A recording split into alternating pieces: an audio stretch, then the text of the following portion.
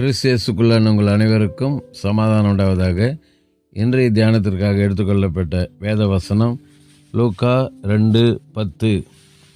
தேவதூதன் அவர்களை நோக்கி, பயப்படாதிருங்கள், இதோ எல்லா ஜனத்துக்கும் மிகுந்த சந்தோஷத்தை உண்டாக்கும் நற்செய்தி உங்களுக்கு அறிவிக்கிறேன். இன்று கர்த்தராகிய கிறிஸ்து என்ற இரட்சகர் உங்களுக்கு தாவீதின் ஊரிலே பிறந்திருக்கிறார். அல்லேலூயா.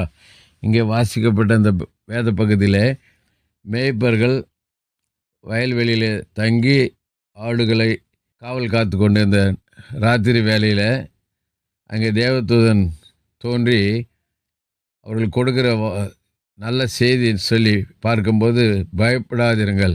இன்றைக்கி அநேகர் உலகத்தில் எதிர்காலத்தை குறித்த பயம், வியாதி குறித்த பயம், மரணத்தை குறித்த பயம், பிள்ளைகள் படிக்கிற படிப்பில் வெற்றி அடையுமா தோல்வி அடையுமா, பரீட்சையில் பயம்,